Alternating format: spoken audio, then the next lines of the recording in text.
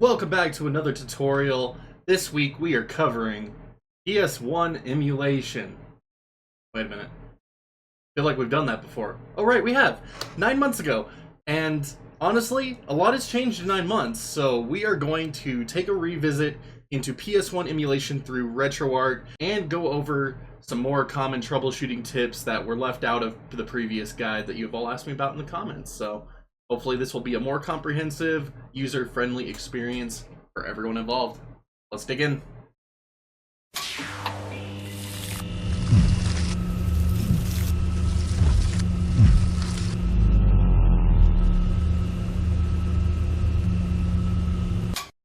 Okay, so first thing we're going to do is open up our web browser and go to retroarch.com. And once we're here, go ahead and click on the download tab. We're going to scroll past all of this stuff because we don't want it. We want to go to nightly builds because this has the latest features and usually has something a little more advanced than the stable build. So it's just my personal preference. If you want to grab stable, I'm sure you will be just fine. So anyway, once you're here, you click on Windows, x86 64 for 64-bit processors, which I'm hoping everyone is using by now. And we're going to scroll down to the bottom to this retroarch.7-zip. If you don't have 7-zip, you can get that installed just to extract it, or if you really want to, you can use the executable file here to just automatically have it self-extract whatever directory you choose. I just stick with 7-zip because it cuts out the middleman. And if for whatever reason after you get this downloaded and extracted it doesn't work, you just need to download this redistributable zip here and install that and you should be good to go. Alright, so once you have that downloaded, go ahead and get it extracted if you did the 7-zip, or just installed if you did the executable. And make sure you have this in the folder you want it in, otherwise you're going to run into a few issues if you try to move it later. Because once you try running Retroarch for the first time, it defaults all of its folders into its directory that it's currently installed in. So if you move it later, all of the directories are wrong and you have to manually set them again later. So just make sure you place Retroarch where you want it the first time before you run it, just to save yourself some headache. Now that it is extracted, we are ready to launch for the first time, so just go ahead and open the folder, scroll down to retroarch.exe, and double click. And we are greeted to the Retroarch XMB menu. Yes, it's very reminiscent of PS3. I'm not a fan personally, but it works, so who cares. Go ahead and click over right one, over to the settings page here, and go down to video, and we can change this to full screen. And yeah, that just makes it full screen. You can also press F if you don't want to have to go into any options menu. The F button works nicely.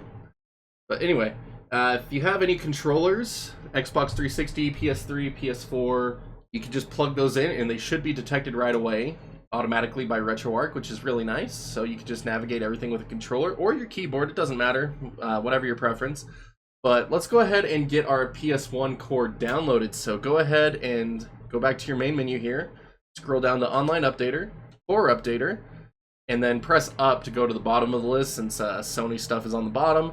And we are going to download the Sony PlayStation Beetle PSX HW core. I used to recommend just the normal Beetle PSX core because it was the software core, it was very accurate, but the hardware one has finally kind of caught up.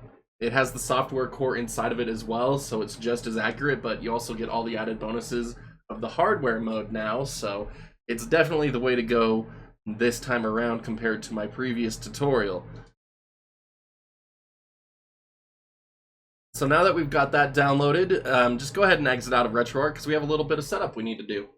So if we go back into our internet browser here and go back to retroarch.com, and we click on the Docs tab over here, and we click on For Users, Core Documentation, Sony Cores, and then we click on Beetle PSX HW. We can see that we need a BIOS file, so we need a BIOS file labeled scph5501.bin for US games. If you're wanting to play Japanese games or European games, you are going to need additional BIOS files, but I'm only focusing on the US games right now because I don't play any imports on PS1 personally, so just be aware of that if you are trying to play out-of-region games. I do have a video on how to legally dump a PS1 BIOS on my channel, which will have a link popping up in the top right corner. Or you could just Google it. That's technically illegal, but you know what? You can do whatever you want. Get your PS1 BIOS. And once you have that, make sure you have it named scph5501.bin, just like in the Retroarch documentation page. Now back in your Retroarch folder, there is a system folder right here. So go ahead and get that opened up and drop your BIOS file in.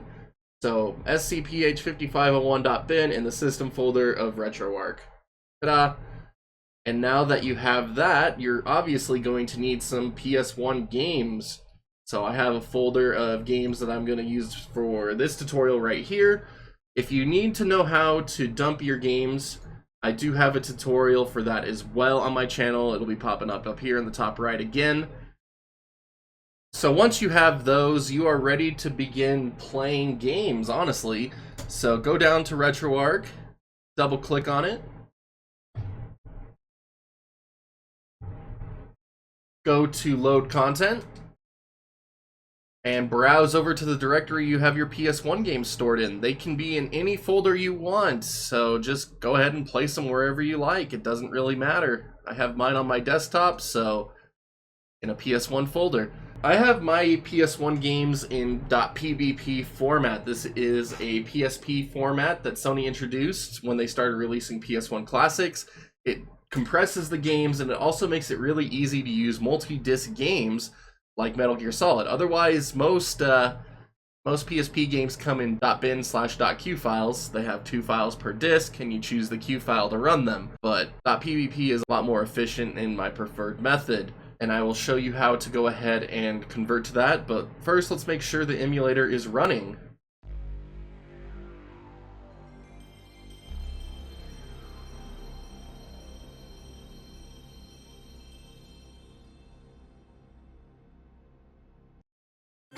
And sure enough, we are good to go. Our games are now running and we're ready to start playing PS1 games. But anyway, let me show you how to go ahead and get those games converted over to .pbp real quick. So for this, we are going to need a program called PSX to PSP.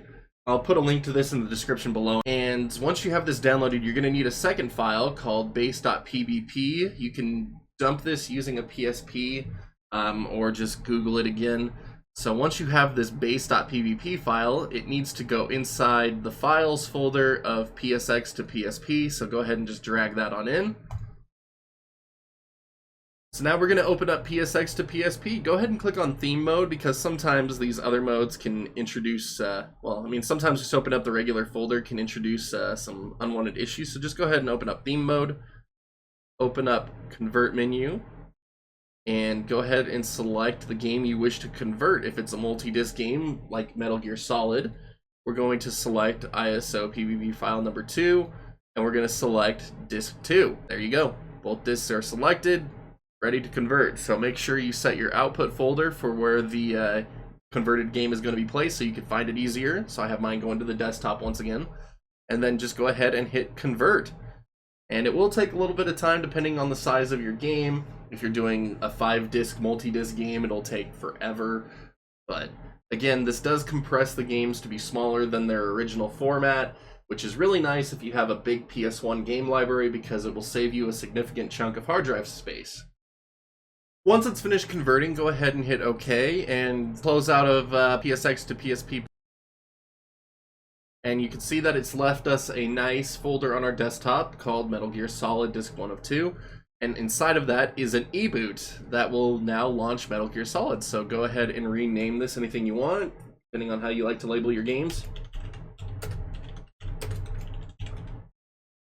And I'm just going to go ahead and dump that back into my PS1 game folder.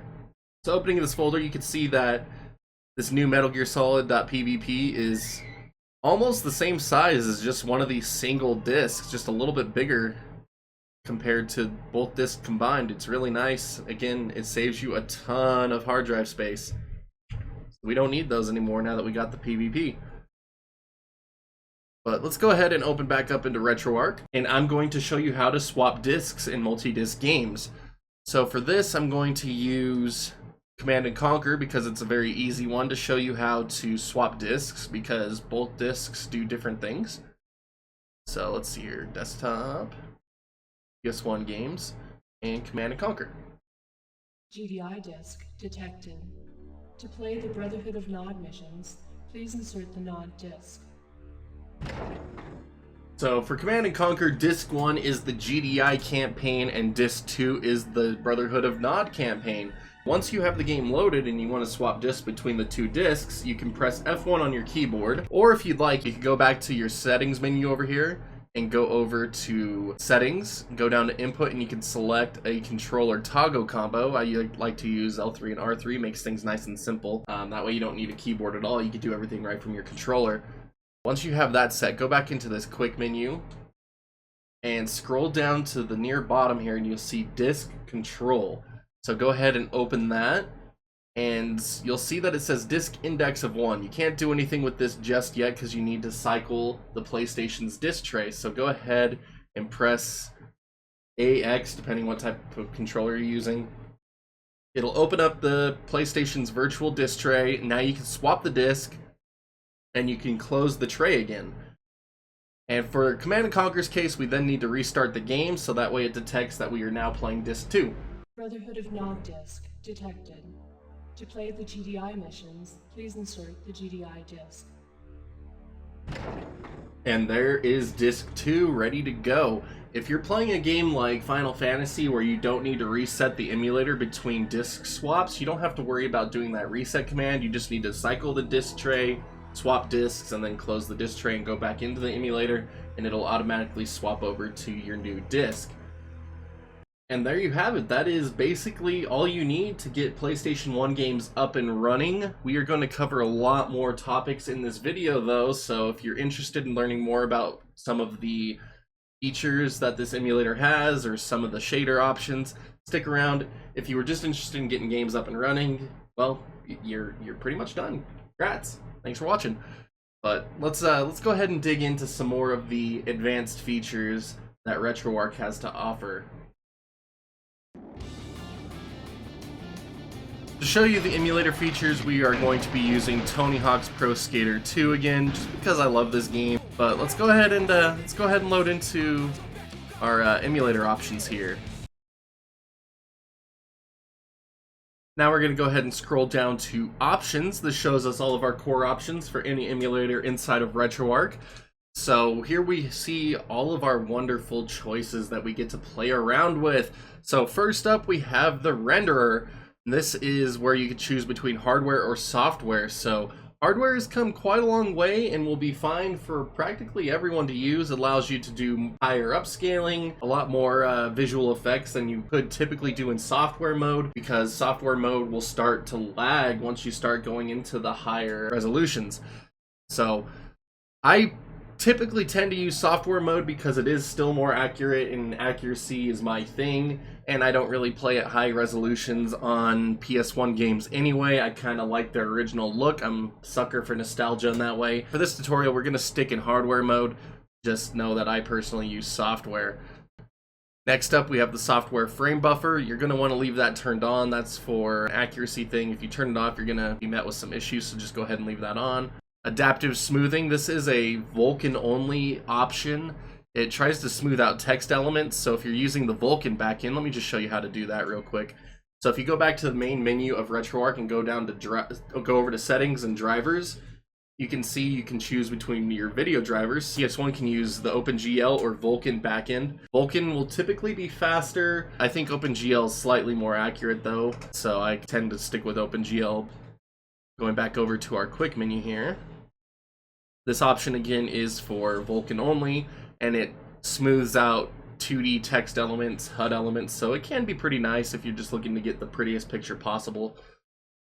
Super sampling lets you crank up internal resolution and then have it sampled down to your native display resolution. It really adds quite a bit of quality especially when you start cranking up your internal resolution to 8 times, 16 times. It looks really nice. So if you're going to be upscaling, definitely turn that on. MSAA obviously is anti-aliasing. It lets you try to reduce jaggies in games. Can't really tell much of a difference in Tony Hawk here between each of the settings. At least I can't. But go ahead and crank that up to 16 times if you have a decent video card. Chroma filter, I don't really mess with that. Here we go, internal GPU resolution. This is where we start getting into upscaling. Native resolution is obviously native, looks like this. We know what it looks like. So let's go ahead and crank that up to 2 times. As you can see, things have gotten a lot more smoothed out, a lot more crisp. Now let's go ahead and crank it up to 4 times. Once again, things are a lot more smoothed out. There's a lot less jaggies on the screen, and just a lot more crisper presentation overall. Now let's go ahead and crank it up to 8 times. Even smoother. This is where you start seeing diminishing returns on this though, unless you have like a 4K monitor. For me at 1080p, I don't really tend to go much beyond 4 or 8 times scaling, just because there's not as much of a difference. And so the last one is obviously 16 times, so just to give you a comparison. Not really a whole lot is different here.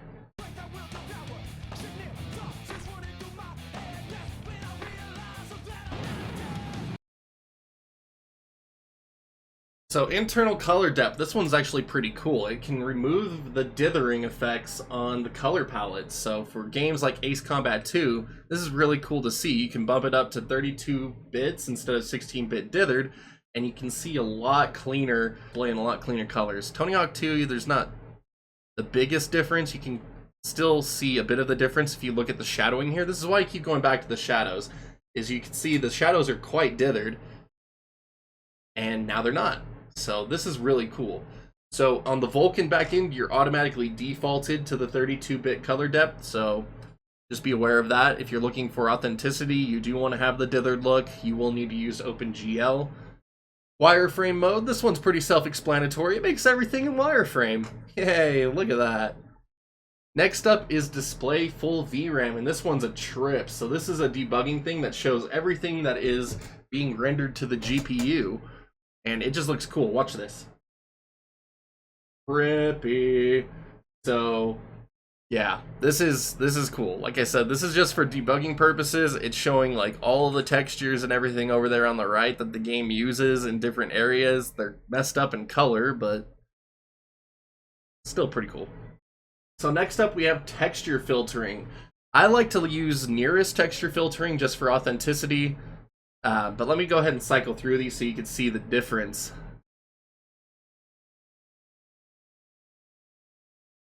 So texture filtering attempts to smooth out textures. Depending on the game, it can look really nice or really ugly. I'm not a big fan of most of these texture filtering methods. I think they smooth it out too much and it just doesn't look that great. It can also cause graphical glitches, which I'm just not very fond of.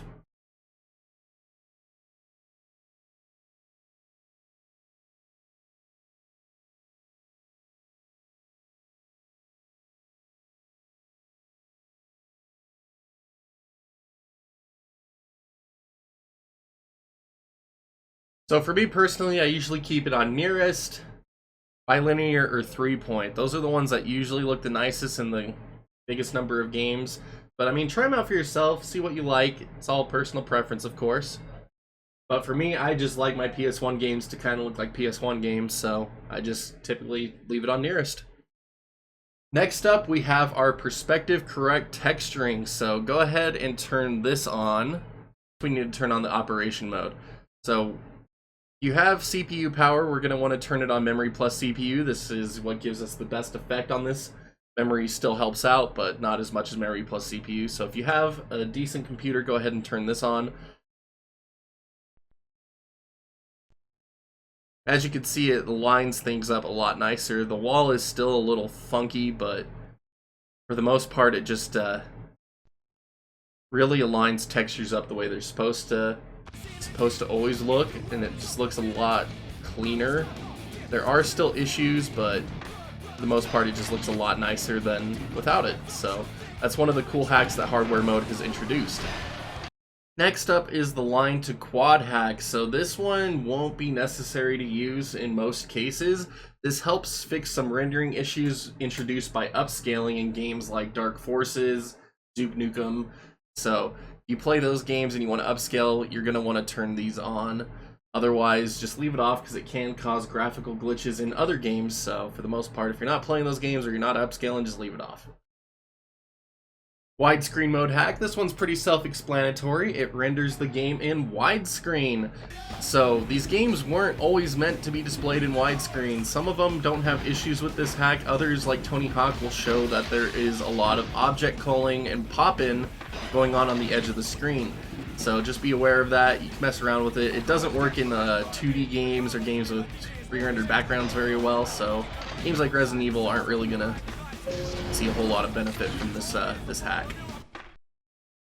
Frame duping. No one should really have to mess with this one unless you have an exceptionally slow computer. We're going to pass over the CPU overclock stuff for a minute here and go over to dithering pattern. This just changes how the PS1 emulation handles the coloring due to dithering. So I just usually leave this set to internal resolution if I'm upscaling. And for Vulkan backend, it's actually defaulted to off, so just go ahead and scroll through those, see what you prefer. I just typically tend to leave mine on internal resolution. For the overclocking part, we're going to go ahead and turn on display internal FPS. This shows us what speed our game is running at. And in the case of Tony Hawk, we can see that the game likes to fluctuate from its 30 FPS target down to around the lowest I've seen it go is 23 FPS. It's fairly low, especially when there's more graphical effects on screen, more objects on screen. It's fairly low. There we go, some 24, 23s. But yeah, as you can see, it fluctuates, as all PS1 games do. So to combat that, we can now implement a CPU overclock of the emulated PS1. So I'm just going to crank this up to 150%, and all of a sudden, all of these frame rate issues are no more. The game runs at a locked 29.97 FPS, which is NTSC standard. Now, this can break certain games, so just be aware of that. It's not a set it once and be done with it type of a deal. Go ahead and try it on a game-by-game basis and see how it works for you. The GTE overclock makes it so that the GTE acts on one cycle instead of however many cycles it's supposed to go. And then of course there's the GPU overclock as well. Next up are scan line options. If you're really into fine-tuning your scan lines, this is for you. And then we finally have the cropping settings. So cropping is pretty self-explanatory. If you have garbage data like on the bottom of your screen or the sides, you can increase the crop. Try to mask those. The rest of these settings are for controls. We will get back to these momentarily when we go over the types of controllers you can use in Retroarch, or in the PS1 emulator of Retroarch.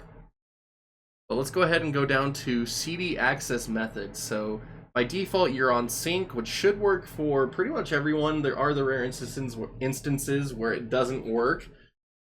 So if that doesn't happen, you could go ahead and switch to async or pre-cache. So pre-cache is cool. It actually loads the entire disk image into memory before the game loads. So load up times will take a little bit longer, but it'll help increase load speeds. And there's no issue regarding your disk image. It's stored on memory. Just be aware it can cause issues with multi-disc games according to my research, so be careful if using it. If you don't have any troubles using sync or anything like that, I just leave it on sync.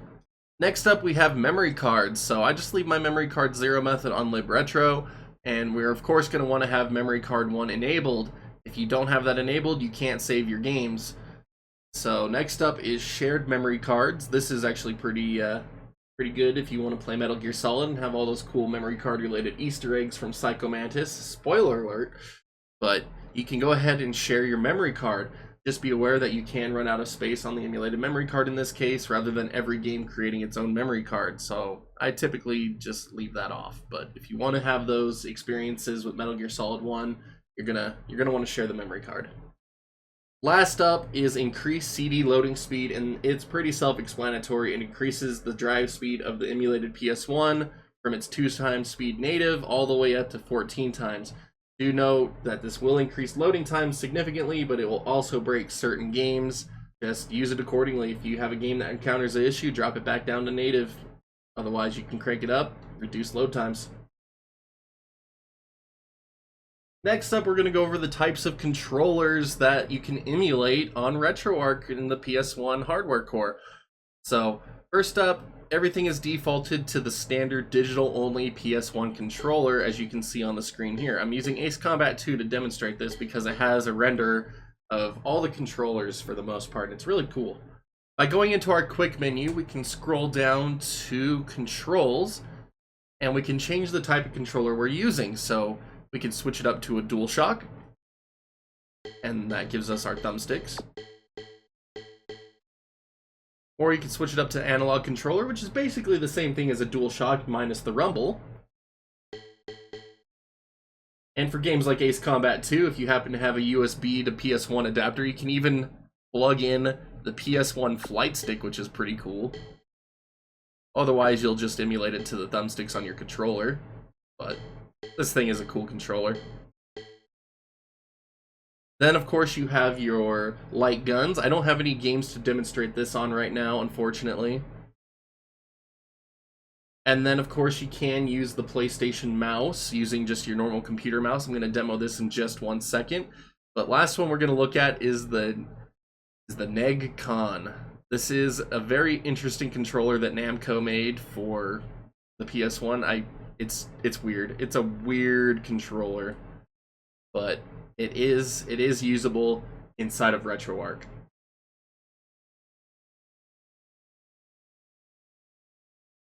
So if we go back to our options menu and scroll back down to those controller settings I had to skip earlier, we can actually see that there is the DualShock analog button here. So if you turn that on and off, you can see that it will disable the analog sticks on the DualShock. You also have it set calibration manually. I never had to use this, so don't really have to worry about it. But you can also set up multi-tap for games that support more than 2 players. And you can also change the way that the Neg-Con handles input. Going back to the mouse demonstration here, let's go ahead and set our controller over to mouse. And we are using Command & Conquer Red Alert Retaliation as our test game here because it is one of the few games on PlayStation that can support mouse input. So when you first turn on to mouse, you might see that it is a little oversensitive, but it functions just like it would on. It functions just as you would imagine it would. You've got full mouse input. If you find the mouse to be too sensitive, you can of course go back into your options and change the mouse sensitivity. I find 50% to be a good place for me personally. And everything feels pretty normal.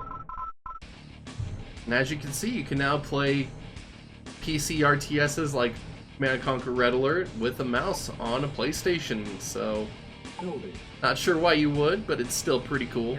I don't know why I'm saying that. I mean, I play this version a lot more often than I actually play the PC version. I'm a weirdo like that. But it is an option, and you can play any PS1 mouse related game with your computer mouse, and it goes a long way for authenticity's sake, so it's pretty cool. The last thing to note when it comes to controls, if you happen to plug in a controller that doesn't automatically get detected by Retroarch, like your typical PS1, like your typical 360, PS3, PS4, Xbox One controllers, you can exit out of your quick menu by pressing backspace. Press right on your keyboard to go down to the settings menu, go to input, scroll down to user 1 binds, and you can then bind every single button on your controller through this prompt menu.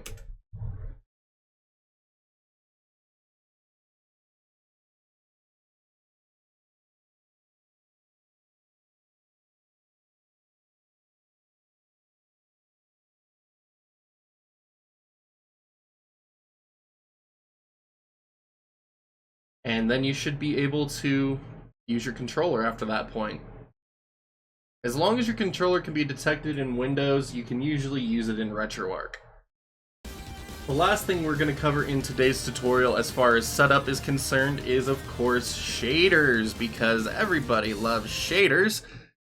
So if you go back into your quick menu, press up, and you can get to shaders. So depending on your core, this is what depends on what shaders you're going to use. If you're using GL, you're going to be using GLSL. If you're using Vulkan, you're going to be using Slang. So I like to load up, my favorite shader anyway, is to load up CRT Easy Mode. This gives you a nice grid line, scan line effect that looks very reminiscent of my Sony Trinitron when I'm actually playing these games on the real console. So I really like it. I like the look of it. It looks clean, it looks crisp, and it just looks really sweet. There are, of course, numerous other shader options, so you can just kind of go through them and figure out which ones you like for yourself. If you really want to go all out with the authenticity, you can, of course, load up the 256 pixel composite or S-Video shaders. These really make the game look insanely authentic to their original format if you had a really low-end TV back in the day, as most of us did. So a lot of you might remember games kind of looking like this. So it's a little blurry, it's a little garbage, but you know, it's pretty it's fairly authentic. I typically tend to, I'm gonna do this mode, I typically tend to at least do the 320 pixel mode in S-Video. That way it's still a little crisper, but again, these are very authentic shaders. So go ahead and experiment with them, see which one you like. As for me personally, I will always just use CRT Easy Mode because that is actually it's actually pretty close to what I'm used to playing on my real CRT.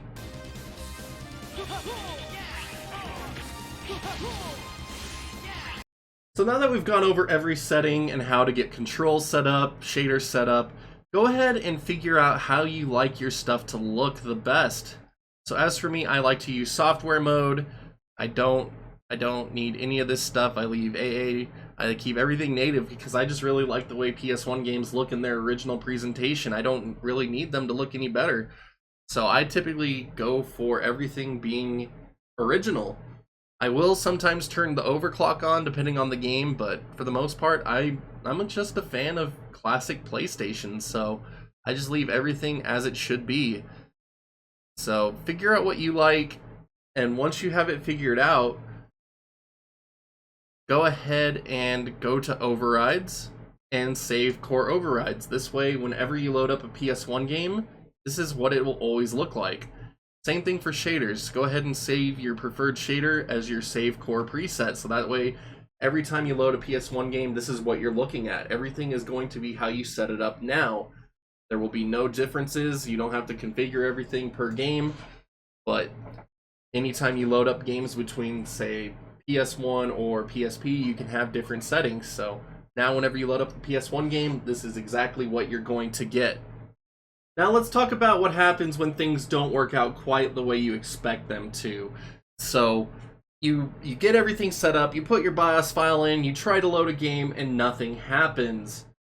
Oh no, what's going on? Could it be my BIOS file, or is it my disk image? Well, there's actually a pretty easy way to check this.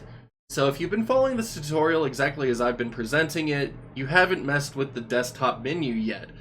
So go ahead and open that now.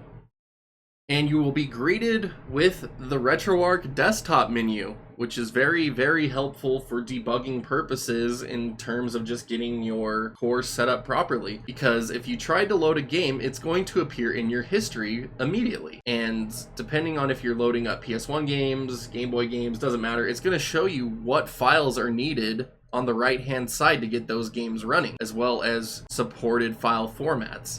You can easily tell if you have your BIOS file in the right place and it's being detected because it'll say that it is present, or if it's missing, as in the case of my other region BIOS files. I don't have those, so they are missing. This will immediately tell you if your BIOS file is being properly detected, and you can immediately know if you need to replace that, or if you need to fix maybe where the folder structure is going, because maybe it's just not detecting it right. So if it's not detecting it right, if it's not detecting your system file, you can double check your directory that your system file is going to. Once again, when you first open up Retroarch, it defaults everything to itself, so double check that this folder is set correctly. If not, just go ahead and browse to the folder that it is at.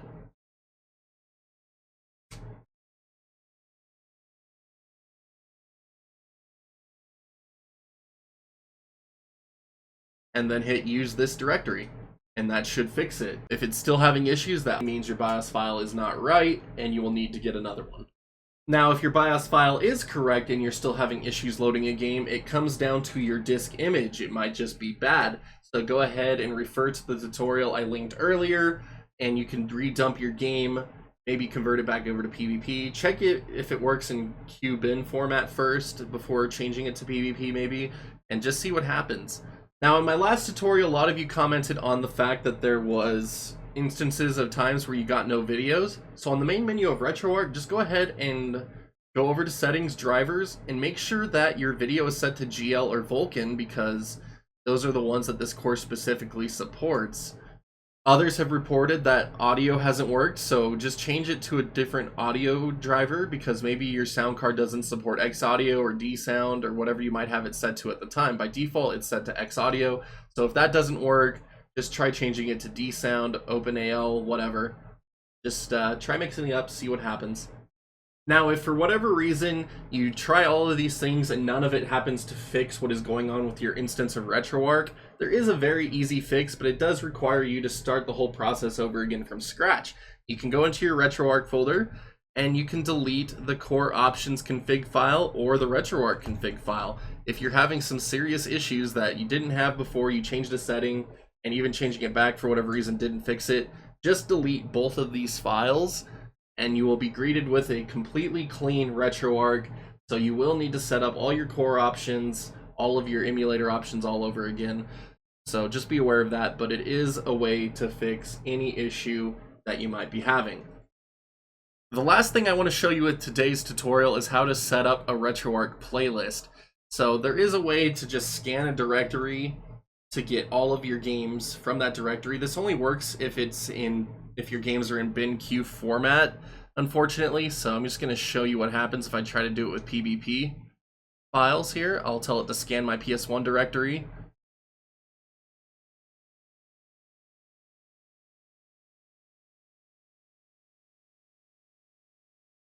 And nothing happened. It didn't detect any of the games.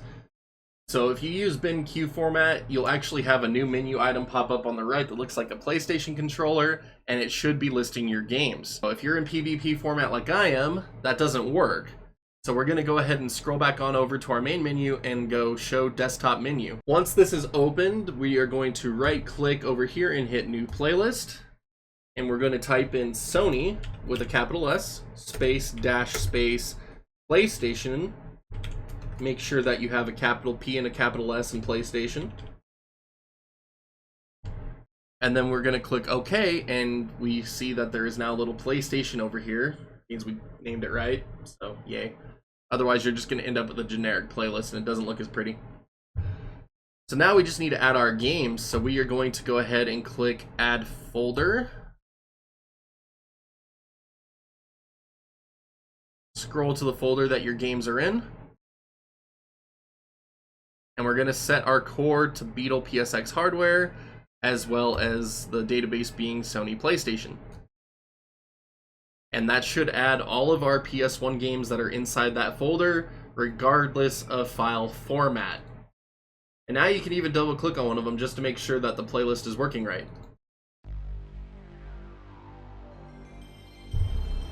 And it loads right up into our PS1 emulator. All of our core features are all set up and good to go. The other benefit of this is now every time you open up Retroarch and scroll all the way over to the right, you can see that we now have a nice PS1 playlist all set up and good to go, with all of our games ready to just be selected, so you don't have to go through that cumbersome file browser anymore. So there you have it, a basic guide to getting Retroarch set up, getting some settings tuned to how you like them, shaders, and even a little bit of troubleshooting included this time around. So As always, if you have any questions, make sure to leave them in that comment section below. And if you haven't already, make sure to hit that sub button notification bell. That way you get notified of any future uploads. We do a lot of tutorials. We also do histories. We're looking to get back into that history of N64. Then we're going to be moving on to history of PlayStation. So if you're interested in any of that, make sure, again, you hit those notifications. And if you haven't already, make sure you hit that like, dislike button, depending how much you like this video. I can't thank you all enough for the support you've shown this channel. We barely hit 2,000 subs a little bit earlier, well, actually in January. So we're well on our way to our 2,500 goal and beyond. So thank you all again for all that support. I can't thank you all enough. We'll be back next week with another video. And in the meantime, make sure to check out our nightly streams. We stream practically every night. So if you haven't checked those out yet, why not? Come try it out. But anyway, until next time, game freaking on. Have a wonderful day. Laters.